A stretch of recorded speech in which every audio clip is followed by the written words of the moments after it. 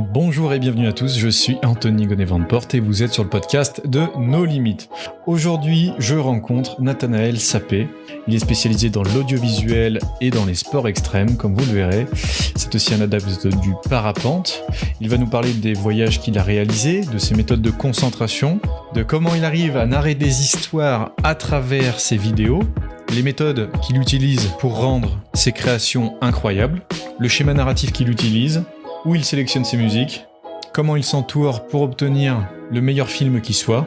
Il nous parlera aussi de son entreprise et des différents partenariats qu'il a pu obtenir grâce à elle, avec des marques prestigieuses comme Salomon. Et enfin, vous apprendrez quelques informations croustillantes sur sa vision de la vie, sa façon de travailler et comment il conçoit le travail avec ses activités lucratives. N'oubliez pas que le groupe Telegram est toujours ouvert et que vous pouvez nous rejoindre en vous rendant sur le site internet nolimitinc.com. Il est dédié à tous les entrepreneurs qui veulent démarrer ou lancer une activité sur internet et il vous permettra de trouver toutes les clés nécessaires pour le faire correctement. Sans plus attendre, allons-y. Bonjour et bienvenue. Aujourd'hui, je reçois Nathanaël. Bonjour Nathanaël. Salut Anthony. Eh bien écoute, j'espère que tout va bien. De mon côté, je t'accueille aujourd'hui pour en apprendre un petit peu plus sur toi. Je te suis depuis un moment sur Instagram et au travers de tes stories et tout. J'ai cru comprendre que tu avais un train de vie assez mouvementé. Est-ce que tu peux m'en dire plus sur toi, qui tu es, ce que tu fais ? Alors, c'est pas évident d'expliquer tout ça, mais je vais essayer de résumer en quelques mots ma vie, qui part un peu en cacahuète la plupart du temps, mais c'est celle que j'ai choisie et c'est celle que j'aime. En gros, je travaille dans l'audiovisuel et principalement dans le milieu de la montagne, donc des sports de montagne, beaucoup dans le parapente, pas mal dans l'alpinisme, l'escalade, le ski. Et en fait, j'ai fait de ce que j'aime en tant que personne, donc mes passions, mes hobbies, tout ça. J'ai réussi à en faire mon métier aujourd'hui. Et en fait, ce que j'aime par-dessus tout, c'est raconter des histoires. Et du coup, à travers l'image, la photo, je fais ça pour des marques, pour des athlètes, pour des projets, pour tout plein de choses, ou pour même mes projets à moi perso, de livres ou de films. Et donc voilà, je travaille dans le milieu de la montagne principalement, quoi. Ok, j'ai vu du coup, tu fais énormément de créations de stories où en mode tu fais une destination, par exemple, je sais pas, la montagne ou le Mont Blanc ou ce genre de choses, et derrière en fait tu fais une sorte de reportage en accéléré d'1 minute avec ta voix en arrière-plan, c'est vachement chiadé ça. Si je reviens un peu plus en arrière, ça vient du fait que j'ai une très mauvaise mémoire et que Ok. j'ai toujours trouvé que je me rappelais pas de ce que je vivais avec mes amis, mes proches, les gens que je rencontrais. Et quand j'étais jeune, à 15 ans, ma mère m'a offert une GoPro pour Noël ou mon anniversaire, j'en sais trop rien. Et, et du coup, c'est parti de là, tu vois. Je me disais, j'ai pas envie d'être vieux et de me souvenir de pas ce que j'ai fait quand j'avais 17, 18, 20, 21, 22. Du coup, j'ai commencé tout doucement à faire des vidéos et aujourd'hui, c'en est devenu mon métier et je continue à faire ça avec mes amis, avec des athlètes, avec des marques, etc. Ok, donc ça veut dire que par exemple demain, si je sais pas, il y a quelqu'un qui est spécialisé dans un sport extrême, il te contacte, il te dit bah écoute, moi j'ai tel projet, j'aimerais faire ça et ça, et toi derrière tu vas pouvoir le suivre dans sa spécialité en gros, c'est ça? Ouais, c'est assez particulier. En fait, l'audiovisuel, il y a tout plein de domaines, mais dans le milieu où je suis, il faut quand même déjà avoir un bon relationnel avec les gens avec qui tu travailles. C'est-à-dire qu'en général, un athlète en milieu, par exemple, je vais te donner un exemple dans le parapente ou dans l'alpinisme, il va pas vouloir travailler avec toi s'il te connaît pas déjà personnellement. Moi, je me rends compte que la plupart des gens avec qui je travaille, c'est souvent des amis ou des gens qui Ouais. sont devenus des amis à travers le travail. Et parce qu'on se fait confiance, parce que oui, je suis là pour travailler, lui, il est là pour travailler, mais en même temps, on va mettre un peu notre vie dans des situations dangereuses. Et il faut autant que chacun de nous fasse son travail correctement, mais aussi qu'on sache se garder en sécurité l'un comme l'autre, quoi. Ah ouais. Et ben du coup ça tombe bien. La plus grosse frayeur que tu te sois fait par exemple sur un tournage, t'en as une à nous donner? Je cogite un coup. Ouais. Je cogite un coup. Ça a dû arriver parce que quand je vois les stories, je me dis, soit t'es en train de faire du parapente, soit t'es en train de faire de l'escalade. Moi, je crois que le pire, là, c'est quand t'étais en voyage à Tenerife. Mm. Donc, je sais plus si c'était il y a une semaine ou quelques jours. Moi, j'ai vu les vidéos de prise depuis ton téléphone et tout. Je me suis dit, oh la vache. Là, ça fait flipper quand même.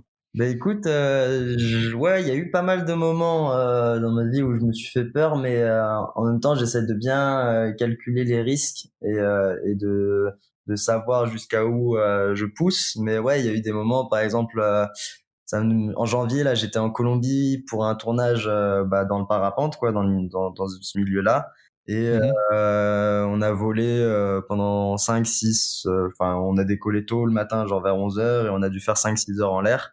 Et au moment d'atterrir, il y a un phénomène, enfin, chaque pays a ses phénomènes météorologiques différents, mais là-bas, il y a un phénomène qui fait que il y a un vent fort qui s'appelle la Cola qui vient du Pacifique et Mhm. qui s'installe en bas de vallée. Donc nous, on vole en haut, on s'en rend pas compte, mais au moment où tu vas atterrir, eh ben ça peut arriver qu'il y ait des vents un peu forts et moi, ça me fait arriver de d'atterrir en marche arrière parce que il y avait trop de vent et du coup, bah je peux Ok. pas, j'ai pas assez de vitesse avec mon parapente pour avancer. Donc bah, déjà, je suis lesté parce que je suis trop léger dans mon poids, donc j'ai plein de lest en eau. Enfin, je me leste avec de l'eau pour être assez lourd. Et en plus, j'ai Ok. mon matériel photo, mon matériel vidéo, les petites caméras, l'argentique, tout ça. Donc au final, j'ai tout plein de trucs sur moi. Je suis assez lourd. Je dois avoir 15 kilos de matériel en plus de mon poids normal, quoi. Et du coup, quand tu te fais reculer à 10 ou 15 km heure et que tu dois atterrir, c'est pas rigolo. Tu Hmm. fais des petites frayeurs, mais bon, pour l'instant, j'ai ma petite phrase, mon petit dicton à moi qui dit ça passe toujours et c'est toujours passé. Oh, putain. Ouais, c'est quand même, enfin, c'est quand même bien flippant. Moi, je sais que j'aime bien me sentir, enfin, de base, je sors assez de ma zone de confort, mais tu vois, sur le genre de situation sur lequel toi tu es, moi, je sais que tous les jours, à chaque fois que je me prendrais, je sais pas, juste une séance en parapente, ouais, je serais quand même à chaque fois tendu de me dire, là, faut vraiment faire attention parce que on est quand même à quelques mètres du sol, ça pardonne pas, tu vois. Mm. Bah après, tu vois, c'est comme tout, hein, enfin, que ce soit dans mon métier ou dans ma passion avec le parapente, tu vois, genre, il y a une certaine frayeur et en même temps, il y a une certaine attraction pour ce côté proximité avec l'élément et ce côté un peu, enfin, moi, je trouve, ouais, il y a une certaine attraction dans le danger, même s'il est maîtrisé, il y a une certaine attirance et puis je pense que pas mal de nous qui pratiquons ces sports-là un peu extrême, on le fait en sécurité, mais le Hmm. côté danger un peu nous plaît, quoi. Ok. Ouais, côté goût du risque. Voilà. Au niveau du matos que tu emportes sur tes tournages, enfin, tu vas me dire que ça va dépendre. En général, tu fais combien de jours d'enregistrement en fonction de ton voyage? Je vois par exemple que tu fais des petites vidéos, tu sais, d'une minute. Il te Mhm. faut combien de temps pour organiser une vidéo comme ça, pour la faire, la filmer et la mettre en prod, on va dire, sur ton Instagram? En gros, tout dépend de plein de choses, tu vois.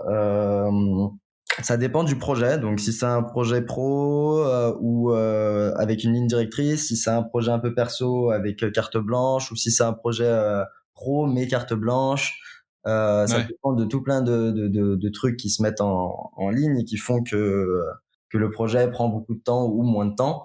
Mais après, par exemple, sur les formats que tu me dis que je partage sur mes réseaux sociaux pour les sponsors ou pour moi-même Mhm. ou pour d'autres choses, si tu veux, moi, enfin, ça fait maintenant 5-6 ans que je me filme et c'est devenu vraiment naturel de filmer mes aventures entre copains. Du coup, je me pose plus trop la question, quoi. J'ai toujours une ou deux ou trois caméras autour du cou et je vais toujours essayer de capturer des petits moments et au final je le fais assez rapidement ce genre de souvenirs et de petits projets social media, quoi.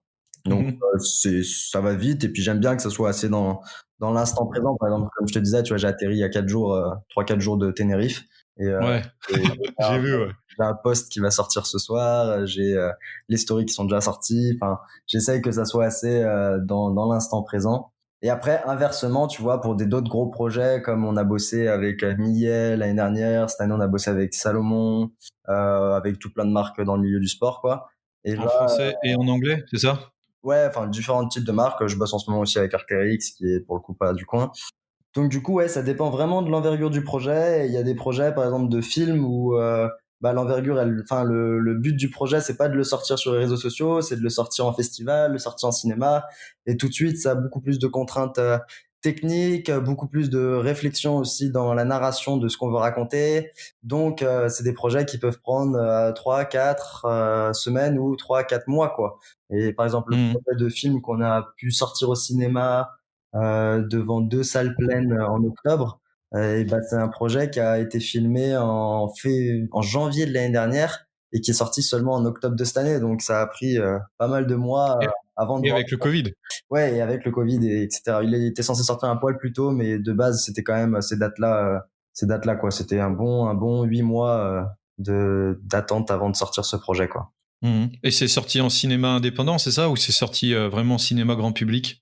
En fait, il y avait une grande séance au Pâté d'Annecy, et du coup, c'était une séance au niveau, enfin, dans le monde du ski, et il y avait quatre, quatre films, si je me trompe pas, qui étaient exposés avec tout le milieu du ski qui était là, et du coup, c'était une grande séance. Il y avait 2 salles de 250 personnes. On était 500 au total Wow. qui regardaient ce film, quoi. Ok, ça devait être une sacrée expérience en effet. Ouais. Ouais, c'était vraiment chouette, superbe expérience. On a hâte de refaire des projets comme ça. Bah, je t'ai pas parlé, mais en fait, moi, je travaille avec les athlètes et tout, mais on a aussi monté avec mon ami Nathan Sayet une entreprise qui s'appelle Ant.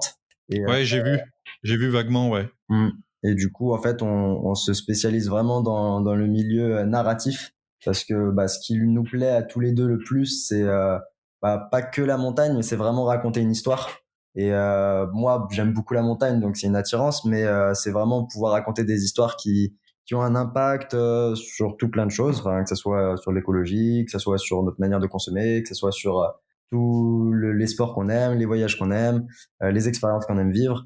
Et du coup, on essaye Ouais, vraiment les tendances actuelles et tout ça. on essaie vraiment de se baser dans de la narration, dans le fait de raconter une histoire, et cette lignée-là, quoi. Ok. Et je reviens sur quelque chose qui m'intéresse. Est-ce que on parlait, tu vois, du parapente, mais aussi de ton domaine d'activité et tout ça, audiovisuel. Est-ce que tu as des méthodes de concentration ou des méthodes que tu utilises dans ton activité pour te conditionner, on va dire, à un travail qui va être lourd ou avant de faire un vol, tu vois, pour soit évacuer du stress, soit te mettre en condition de vol, tu vois ce que je veux dire? Mhm. Bah après, c'est dans toutes les sorties qu'on fait, en fait. Moi, j'ai toujours ce moment-là où je vais préparer mon matériel, bah déjà de vidéos, de photos, donc préparer, faire en sorte que tout mon matériel soit prêt, chargé. En fait, vu que j'ai pas, par exemple, du moins en parapente ou même en alpinisme, tu vois, quand je suis sur le terrain, j'ai pas trop le temps de faire ça, donc il faut que tout Mhm. soit prêt avant. Donc je prépare tout avant, tout ce qu'il faut, et je vais aussi préparer tout le matériel sportif nécessaire. Du coup, ça m'oblige à faire un vrai point sur ce qui va se passer, sur ce dont je vais avoir besoin, où est-ce que je vais le positionner, parce que il faut que ça soit efficace, et parce que la personne qui est en train de, enfin, par exemple, l'athlète qui est en train de sortir son matériel et tout, lui, il a pas besoin de réfléchir à ça. Donc, il faut que je sois suffisamment rapide pour avoir préparé mon matériel, mais en même temps être prêt à le filmer pendant que lui le fait. Donc, il faut vraiment que je sois assez efficace pour pas rater des moments, enfin, du moins sur le type de prod qui sont un peu typés documentaires qu'on fait. Faut vraiment être Oui. efficace et être présent dans sa tête et dans son matériel tout le temps. Et après, sur les grosses prods où c'est un peu plus narratif, travaillé et tout, là, on a plus de temps et c'est un peu plus fictif et de la fiction, quoi. Dans ton domaine, tu disais que c'était assez compliqué, que c'était souvent des personnes avec qui tu t'échanges beaucoup, des amis et tout ça. Comment tu fais quand même malgré tout pour trouver des clients extérieurs, pour te créer un réseau, tu vois? Je sais que tes réseaux sociaux sont quand même une bonne source d'acquisition. Je crois qu'aujourd'hui, tu as 8000 personnes sur Instagram, plus ta chaîne YouTube, de mémoire. Alors, bah moi, ce qu'il faut savoir, c'est que ça a été un peu une bataille parce que je suis pas du tout du milieu montagnard de base. Je suis lyonnais. Ouais, Je viens pas du tout de la montagne. J'ai pas eu un père qui m'a appris à faire de l'alpinisme, qui m'a appris à faire du parapente. Au contraire, ma famille est assez citadine, et je ok. suis le seul qui ait voulu m'extraire et découvrir ce monde qui m'intéressait. Mais du coup, bah, ça a été encore plus dur pour moi de me créer un réseau, de me créer des liens et tout. Et en effet, je pense que Instagram a quand même bien joué le coup, principalement bah, déjà pour découvrir ce milieu qui me plaisait, et ensuite pour en venir tout doucement à travailler dans ce milieu. Et du coup, ouais, ça a vraiment été une volonté personnelle de, après avoir bossé dans 2-3 boîtes de prod à côté de mes études, etc. Je me suis rendu compte de ce qui me plaisait vraiment dans l'audiovisuel et ce que je voulais faire vraiment, ce qui était du documentaire dans le milieu sportif et de la production dans le milieu sportif et du coup, j'ai tout doucement commencé à créer mon bagage en m'y mettant de plus en plus, à créer des contacts, à créer des amitiés. Et ça a pris pas mal de temps et ça a pris aussi pas mal d'énergie parce que pendant beaucoup de temps, je me faisais pas bien payer par rapport à ce que je faisais parce que Ouais. j'avais pas le bagage technique, parce que j'avais pas les connaissances. Mais en même temps, je me disais, au moins, en fait, j'ai toujours eu cette logique de je veux travailler dans ce qui me plaît et du coup, je refusais les contrats qui pouvaient bien me payer, mais dans des milieux qui me plaisaient pas. Donc, par exemple, un truc dans l'hôtellerie, un truc avec une grosse entreprise parisienne, etc., où c'était un bon billet. Et ben, je préférais dire non à ça et faire plein de petits projets qui me payaient moins bien, mais qui me passionnaient, parce que je me suis Mhm. toujours dit que en visant cette lignée-là, j'allais réussir à créer justement mon carnet d'adresses et aujourd'hui, c'est ce qui se passe, tu vois. Ça fait quelques temps que je fais ça et maintenant, j'ai mon carnet d'adresses, j'ai les gens avec qui je travaille Tu voyages effectivement, je développe. Ouais, bah du coup, je passe mon temps à voyager et pour des projets pro, pour le perso et du coup, ouais, c'est vraiment une histoire de se donner un peu les convictions et bah se donner du mal au final parce que c'est jamais facile de rentrer dans un milieu où t'as aucun pied de base, quoi. Ouais, surtout en plus quand t'as pas de diplôme ou ce genre de choses. Donc c'est assez fermé, quoi, on va dire.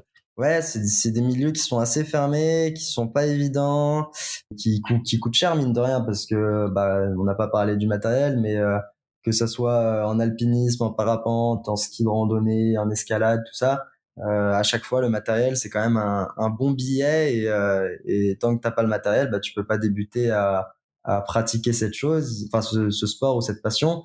Et si tu pratiques pas, bah tu n'existes pas en fait. Tu n'appartiens pas au milieu et tu n'auras jamais de contrat. Donc c'est un peu un investissement. Tu vois, tous mes achats jusqu'à présent, je les vois toujours dans demain j'ai envie de m'acheter une nouvelle voile, bah c'est pour mon plaisir, mais c'est aussi un investissement professionnel quoi. Parce que je sais que ça va m'ouvrir de nouvelles portes et ça va m'ouvrir de nouveaux travails, etc.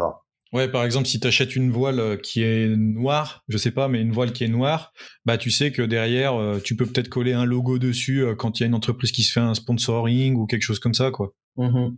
Ouais, ouais, bah carrément. Bah là, j'ai une voile blanche qui arrive pour mettre un logo normalement. C'est vraiment assez dans le thème. D'ailleurs, juste pour dans la prolongation de ça, je pense à quelque chose pour ceux qui nous écoutent et qui peut peut-être intéresser. Il y a une méthode aussi que vous pouvez utiliser quand vous démarrez dans n'importe quel domaine, c'est de proposer vos services gratuitement. Et là, vous êtes en train de me dire oui, mais ça fait chier de proposer quelque chose gratuit.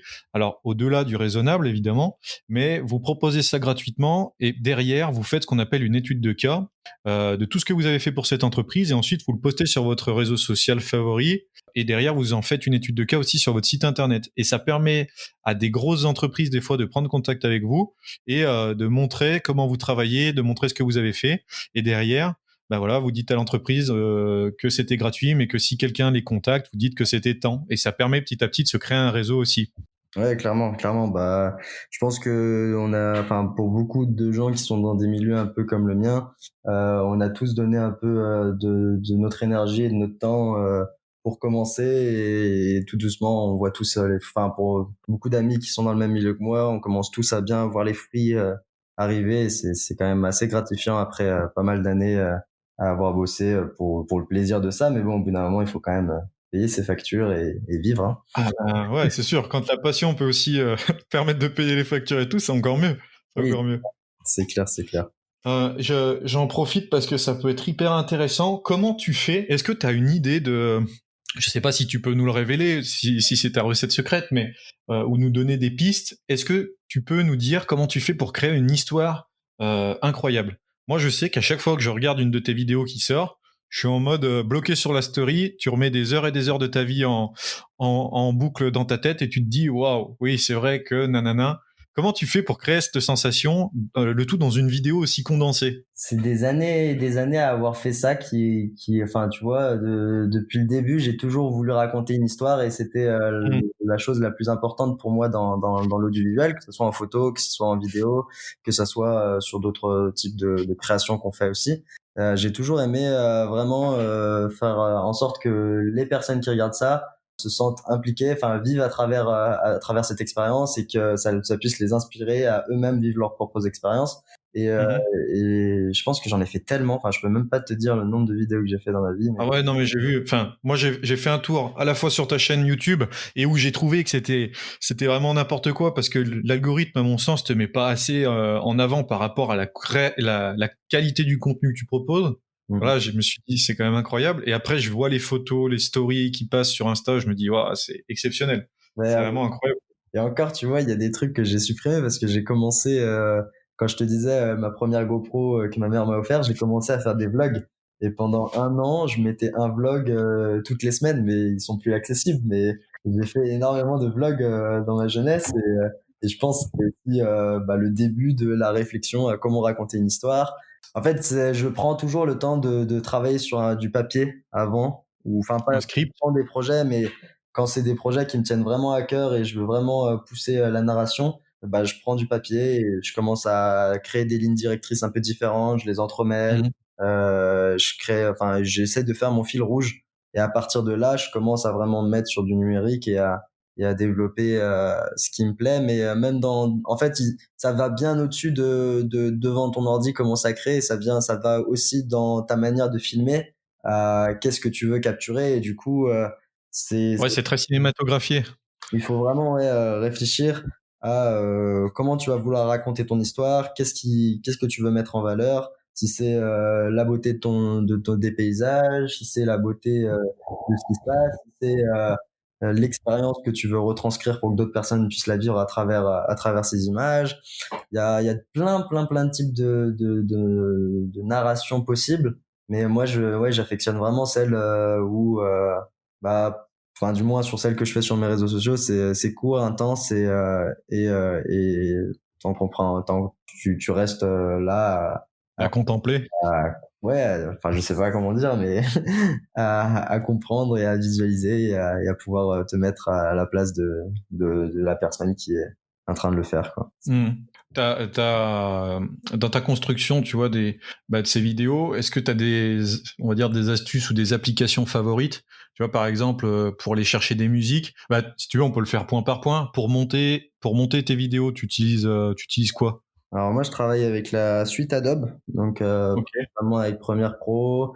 Après sur les projets un peu plus importants, on fait la colorimétrie sur DaVinci Resolve qui Ah vient oui, DaVinci, ouais. qui est plutôt un bon logiciel. Et, euh, et puis après, ça peut arriver qu'on utilise un peu du After Effects, mais c'est pareil, ça vient de la suite Adobe.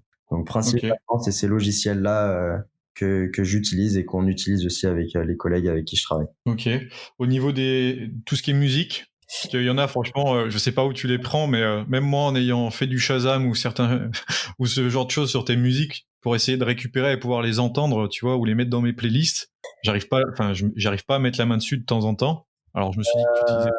Alors ça dépend vraiment ça, parce que pour les projets professionnels, on est obligé d'avoir les droits Ouais. officiels. Donc tout ce qui est pro, je passe à travers ou des artistes indépendants ou des plateformes telles qu'il y en a plein, Artlist, MusicBed, toutes ces plateformes-là où pour le coup tu achètes les droits pour pouvoir utiliser une musique de manière légale et professionnelle. Et pour les projets qui Mhm. ont moins d'importance au niveau, on va dire professionnel ou juridique, enfin, du moins qui juridiquement peuvent passer malgré tout que ça soit pas une musique où on ait les droits, mais qui, vu qu'il n'y a pas enfin, vu que c'est pas un film qui va être projeté au cinéma devant des millions de personnes, qui va juste être sur les réseaux sociaux ou des trucs comme ça. J'aime bien moi, Mhm. enfin, j'ai une particularité pour des musiques un peu, je dirais émotives. Inspirante, Ouais, bah émotive, ouais. émotif, je dirais. Je pense que c'est le mot qui colle le plus. En fait, à travers les narrations que je transmets, j'essaie de refaire ressentir un peu une émotion, l'émotion que j'ai vécue sur le moment, l'émotion que l'athlète a vécue sur le moment, et du coup, ouais, je pense que le choix de la musique, bah, c'est pas le principal, mais ça va vraiment, il faut vraiment penser que ça accompagne l'histoire, et pour que ça accompagne bien, il faut que ça soit dans la même Mhm. longueur d'onde, quoi. Au niveau des photos, t'as quoi en matériel? Je dirais un Sony A7 III. Alors loin de là, Non, même pas. loin de là, loin de là, Comme la majeure partie des gens. non, du tout. J'ai jamais trop travaillé avec Sony, enfin, sauf deux, trois fois quand ils m'ont prêté des boîtiers pour tester, mais je travaille depuis toujours presque. Bon, j'ai commencé avec des Canon classiques, et depuis pas mal d'années maintenant, je suis chez Lumix parce que en fait, c'est un choix personnel. Ah, lui. Oui, C'est un choix personnel. En fait, mes appareils photo, je les utilise vraiment plus pour la vidéo que pour la photo. Et du coup, j'ai préféré choisir Lumix parce que vu que moi, je suis pas mal sur des tournages en mode documentaire ou en mode des actions réelles qui se passent, et il faut que je sois présent pour les capturer. Le Lumix est vachement bien stabilisé. La prise en main, je la trouve vraiment très bien, l'ergonomie du boîtier. Et du coup, ça me permet d'être Mhm. efficace. Je les trouve super solides. Enfin, je les ai mis dans la neige, dans l'eau, dans le sable. Enfin, Ça bouge pas. ils ont pris cher et ils tiennent la route. Et du coup, ouais, principalement, là, j'ai été sur un GH5 avant, je suis passé sur un S1H. Et sur les gros projets, ça nous arrive de prendre des plus grosses caméras, genre des RED ou d'autres grosses caméras. Mais non, principalement, mon go-to, c'est chez Lumix, c'est en photo. Bah, de plus en plus, là, je commence à me mettre à l'argentique. Et du coup, c'est tout petit, Ouais, et j'ai vu, ouais. tout petit, léger et efficace. Donc, ça me va très bien. Quand t'es en voyage ou en prise de vue avec ton équipe, ça fait combien de personnes à peu près? En moyenne, hein, pour les projets, sinon. Ça dépend vraiment des projets. Ça dépend vraiment des projets, de ce qu'on fait, mais sur des gros projets, on peut être 5, 6. Et sur les plus petits projets, j'y vais tout seul, quoi. C'est moi, et puis plutôt les athlètes ou les gens qui font partie du projet dans l'aventure, tu vois, mais qui sont pas là pour documenter cette aventure. Mais en général, quand je te dis 5, Ok. 6, c'est vraiment sur des projets travaillés où il y a eu un storyboard, il y a eu une ligne directrice, il y a eu un script. Et du coup, on va avoir par exemple un chef opérateur qui va gérer la caméra, le directeur, enfin entre guillemets, hein, sur le papier ça s'appelle directeur, mais bon, c'est qu'une bande de copains, hein. Mais le directeur qui va être là en train de gérer le fait que tout se passe bien, Oui. un mec qui gère, un mec qui gère la lumière, quelqu'un qui est là pour aider un peu sur tout avec les gaffeurs et tout. Enfin, tout doucement là, on essaye de faire un peu des productions un peu plus d'envergure. Du coup, on se retrouve avec un peu plus de monde sur le terrain, quoi. Tu peux nous donner un ordre d'idée de ce que ça représente en valeur monétaire ou pas du tout sur un gros projet pour juste se rendre compte, ou sinon c'est pas grave, on peut passer. Si, carrément. En gros, dans ces métiers-là, dans lequel je suis, à notre échelle, du moins, parce qu'il y a d'autres, enfin, il y a tellement d'échelles différentes. Moi, je peux te dire, mais plus ou moins les tarots que nous on prend, mais d'autres personnes, par exemple que je connais, qui vont prendre 2 fois ou 3 fois plus, ainsi que d'autres vont prendre 2 fois ou 3 fois moins, hein. Ok. Mais là, nous, on travaille sur les gros projets environ à 350, 450 euros jour, la journée de tournage, et 300 ou 250 Mhm. euros jour la journée de montage. Et après, bah, il y a tous les frais en plus, le matériel, les locations, les déplacements, Effraiement. les défraiements. Du coup, bah, en gros, plus il y a une équipe grande, plus tout le monde est en train d'être payé plus ou moins à ces prix-là à la journée. Donc, bah voilà, on Mhm. calcule, ça peut faire des gros chiffres, autant que si c'est bien réglé, ça peut faire des trucs raisonnables, quoi. Ok. Et c'est quoi, à quoi ressemble une journée à côté de toi? Imaginons, je sais pas, je viens à Annecy, je pars de Lausanne en Suisse, je viens à Annecy une journée à côté de toi. On commence la journée à partir de quelle heure? On la finit à quelle heure? Et qu'est-ce qu'on fait? Oh, bah, ça va. Dans ta journée à toi, hein. Si, par exemple, je peux m'arrêter l'un à côté de l'autre et je reste dans ton dos pendant 15 ans à attendre un truc, ça rentre aussi en ligne de compte, hein. Ouais, ouais, bah écoute, une journée classique comme celle d'aujourd'hui, je me réveille assez tôt, enfin assez tôt. En ce moment, pas trop, mais vraiment assez tôt. Et puis là, je me suis mis sur mon ordi, j'ai bossé un peu toute la journée sur de la paperasse, de l'administratif, gérer tout plein de trucs. Mais en fait, je m'oblige tous les jours à me faire une sortie sport ou à faire une micro sortie parce que sinon je deviens fou. j'ai vraiment besoin de ma dose d'extérieur. Du coup, bah, Ouais. là où je vais courir, où je vais faire un vol, ou je vais faire un coup d'escalade avec un copain. Mais j'ai vraiment pour me motiver à travailler, en fait, j'ai besoin de me dire que je vais sortir, quoi. Et c'est important, quoi. C'est vraiment important. Donc j'ai toujours ma petite sortie tous les jours. Et après, bah, vu que je suis assez flexible sur mon emploi du temps, ça peut arriver que j'ai un copain qui m'appelle, qui me dise demain condition de malade sur la telle arrête en alpinisme, et je vais prendre mes affaires, faire mon sac, préparer mon matériel et monter dans ma voiture et En avant. partir, quoi. Enfin, je suis assez flex. Par exemple, Tenerife, tu vois, j'ai acheté les billets là, je viens de rentrer, mais j'ai acheté les billets pour Tenerife 2 jours avant d'y aller, quoi. Je savais pas que je partais à Tenerife. Donc c'est un peu Ouais, et puis au final, tu travailles sur place le soir en rentrant, quoi. oui, bah du coup, je suis assez flex sur les projets. Puis au final, tu vois, j'ai shooté pour une marque de parapente en étant sur place, donc ça a goupillé, mais c'était pas du tout prévu. Enfin, c'était last minute, quoi. Mais il y a beaucoup de trucs en ce moment qui sont last minute, mais c'est pas plus mal. Ok. Et le soir, là, elle se finit. Enfin, même avec la flexibilité, tu te dis quelle heure tu te couches grand max et quelle heure tu finis de travailler grand maximum. J'essaye en gros, j'essaye d'être raisonnable. Pendant pas mal de temps, j'étais pas du tout raisonnable avec ça. Et j'allais travailler jusqu'à super tard, des 2, 3, 4, 5, 6 heures du mat de temps en temps. Et encore me réveiller tôt en plus. Du coup, j'étais éclaté, mais je m'en foutais. Et aujourd'hui, que ces Hmm. années un peu dures sont passées, j'essaye de rester raisonnable et de faire un bon 7 heures de sommeil minimum. 6-7 heures. De toute façon, j'arrive pas à faire plus, mais j'essaye de me faire un bon 6-7 heures de sommeil, Ouais. moins quand je suis chez moi.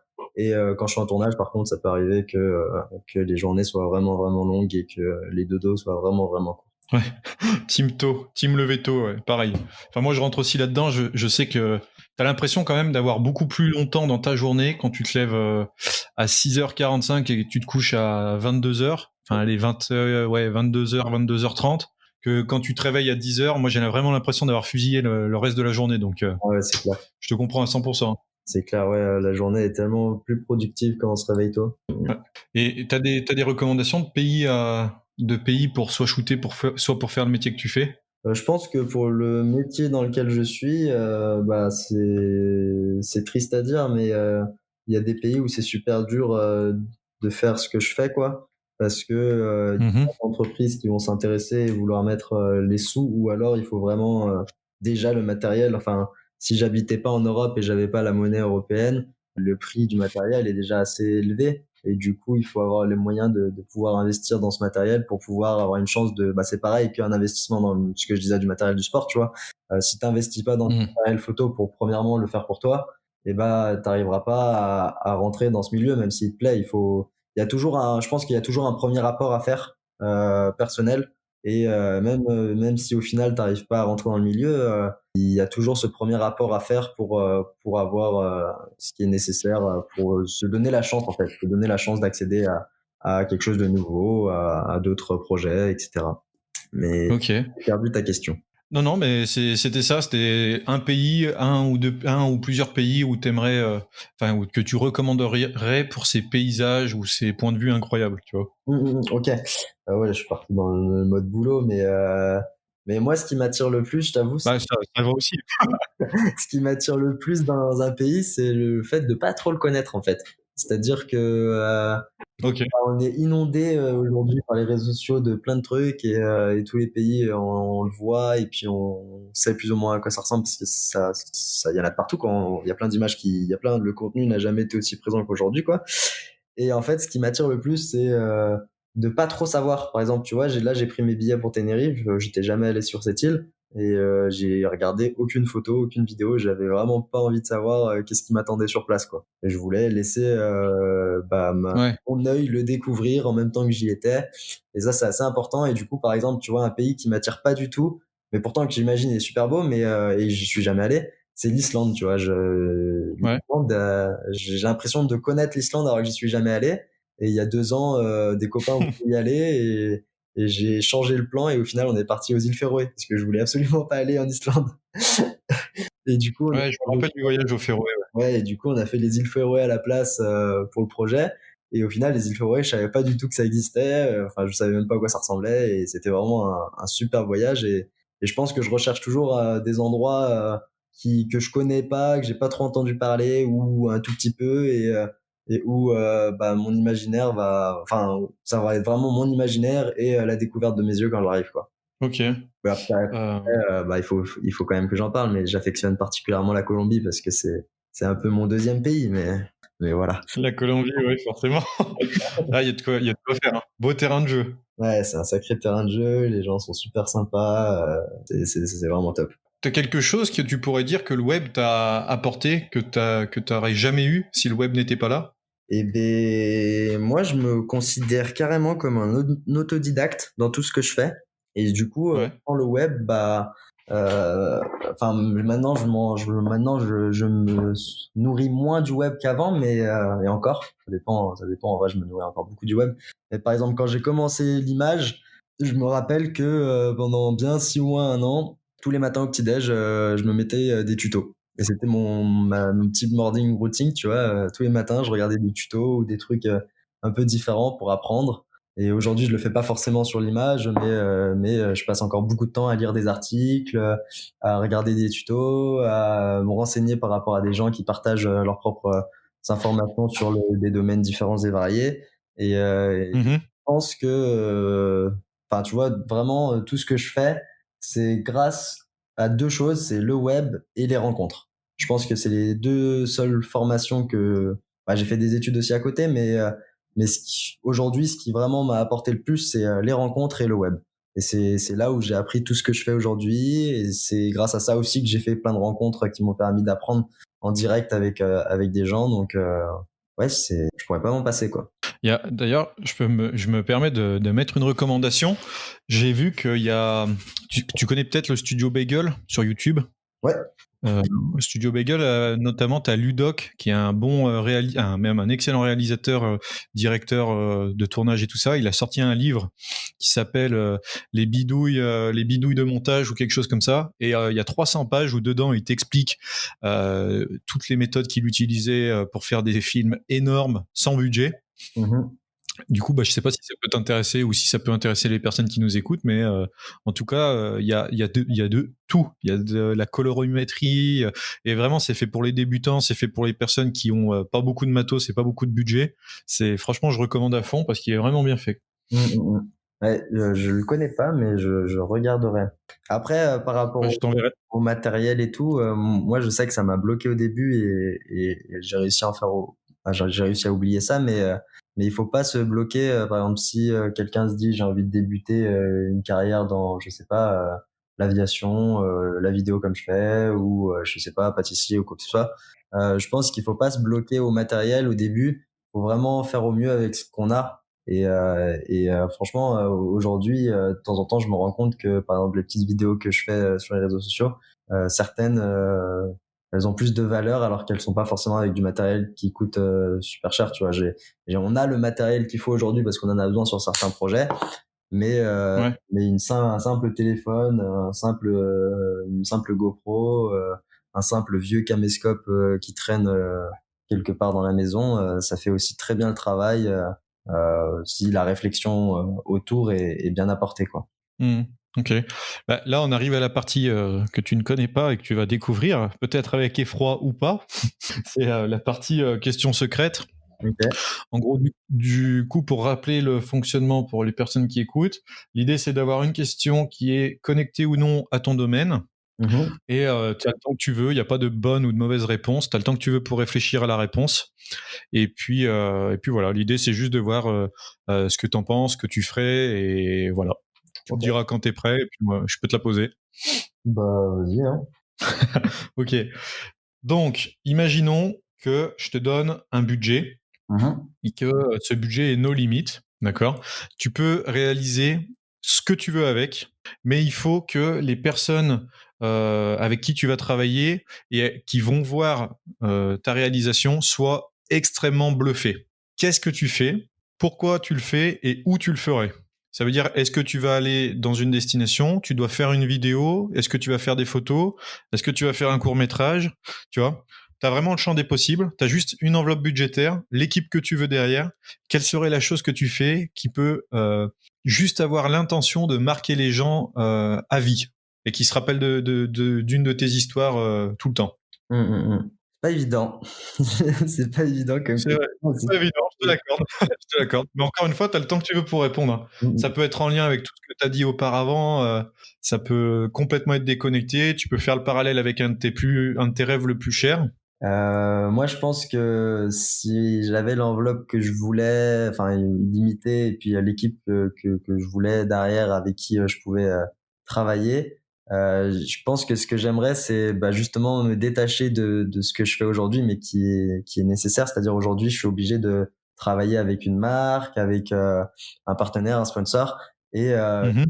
il y a une recherche qui est commerciale et qui forcément, il y a le côté oui, commercial, et il faut que la marque soit présente, il faut qu'il y ait de la présence à ces niveaux-là. Et du coup, des fois, ça crée des blocages, et il faut absolument qu'il y ait un gagnant-gagnant des deux côtés, parce que c'est eux qui mettent Ok. sur la table. Alors que si demain j'avais carte blanche, je pense que je tirerais plus vers un projet qui me tient à cœur de manière narrative ou culturelle ou environnementale, un projet raconter vraiment Tirer des appels. une histoire qui n'est financée en soi pas par une marque, et donc qui peut être libre. Et Hmm. sais pas comment t'expliquer, mais par exemple, moi, j'ai toujours rêvé des documentaires Nat Geo. Bon, malgré tout, j'aime pas trop Ouais. leur concept à côté. Enfin, c'est une autre histoire. Mais Nat Geo, ce qui est super beau dans ce qu'ils racontent, c'est qu'au final, ils sont pas là pour promouvoir, je sais pas, le nouveau boîtier, l'office du tourisme de Dubaï, machin truc et tout. C'est vraiment vrai Hmm. dans leur recherche. Tu vois, ils vont aller par exemple en Mongolie pour documenter le dernier mec qui est en train de récupérer du miel dans les falaises de Mongolie, et qui a pas du tout de matériel d'assurage, qui n'est pas du tout, enfin, des choses qui existent encore sur cette terre, que beaucoup de nous, on n'a pas idée que ça existe, et qu'en soi, c'est en fait, on laisse des traces pour l'histoire, en fait. Moi, je pense, j'aimerais vraiment pouvoir créer un truc qui laisserait une trace de ce qui s'est passé aujourd'hui, ce qui se passe encore, et peut-être qui va disparaître. Et pour ça, ce serait pas pour une marque, donc T'aurais forcément, carte libre. Ouais. ouais, il faudrait une carte libre pour pouvoir réaliser un projet comme ça, quoi. Ok. Ok. Enfin, Ouais. par exemple, je sais que les Sherpas qui habitent à l'Himalaya et tout, enfin, ils ont des histoires Ah de oui. malades, il y a pas beaucoup de marques qui vont dire on va aller payer un mec pour raconter une histoire de ce mode de vie-là, quoi. Et pourtant, c'est des gens qui ont des vies de fous, quoi, et qui ont des vies qui seraient magnifiques à raconter, quoi. C'est vrai qu'il doit y avoir beaucoup de choses entre tout le passage qu'il y a pour l'Himalaya, les différentes anecdotes qu'ils doivent avoir rencontrées tout au long de leur périple. Ouais, je te rejoins à 100% hein, là-dessus. Je pense que, Il doit y ouais, avoir si je raccourcis ma réponse, en gros, je pense que j'aimerais partir à découvrir l'histoire d'autres personnes assez uniques qui méritent d'être racontées, quoi. Ok. Wow, propre. Ok, bah écoute, ça marche. Je la note. Je la note précieusement. On verra ce qu'on peut en faire pour plus tard, on ne sait pas. Pour les personnes qui nous écoutent et qui veulent te suivre, te soutenir, ou tout simplement pour poursuivre ta route, où est-ce qu'on se connecte avec toi? Est-ce que tu veux leur laisser un moyen de te contacter, ou tes réseaux sociaux, ou une adresse mail, ou voilà? Eh ben écoute, vous pouvez me retrouver plus facilement sur Instagram sous le nom de Sapet, donc c'est mon nom de famille, N Sapet. Sinon, on a notre site web qui s'appelle Antfilm, antfilm.com, où Mhm. il y a notre boulot professionnel, principalement avec les copains. Et puis après, mon email, il est écrit sur mon Instagram, mais sinon c'est nathanaelsapetriomphe@gmail.com. T'as celui-là, t'en as plein d'autres d'emails. Enfin, je sais même plus c'est lequel qui est sur Instagram, mais Mais peu importe, c'est facile à trouver en tout cas. Ok, moi j'ajouterais juste un truc, ne perdez pas espoir si Nathanaël prend un peu de temps pour répondre. En général, ça arrive, c'est un peu long, mais ça arrive. Ouais, je m'efforce de répondre à tout le monde, hein, mais Ouais, non, c'est pas possible. Au bout d'un moment, c'est pas possible. j'aime bien me déconnecter en fait. Genre, j'ai vraiment des phases, j'ai envie d'être présent et des phases où j'ai envie d'être pas du tout présent et complètement déconnecté du virtuel et de tout ça. Et on devrait tous apprendre à vivre comme ça parce que c'est comme ça qu'on retrouve notre humanité. Totalement raison. Ouais, je pense que c'est assez important. On est trop connectés aujourd'hui. Eh ben, en tout cas, merci beaucoup pour avoir répondu à ma petite annonce. J'espère que ça vous permettra à tous d'apprendre à vivre de votre passion comme l'a fait Nathanaël. Nathanaël, je te remercie encore une fois. Mais merci à toi, Anthony. C'était un plaisir de faire ce premier podcast avec toi. J'espère que le podcast vous a plu. Si c'est le cas, n'hésitez pas à laisser un commentaire et une note depuis la plateforme où vous nous écoutez. Aussi, j'ai récemment créé un Telegram sur lequel vous pouvez recevoir des tonnes et des tonnes d'informations gratuites pour vous permettre d'évoluer avec vos projets grâce à Internet. Si vous souhaitez le rejoindre, vous vous rendez directement dans la description de cet épisode. Et je vous dis à très vite pour un nouveau podcast.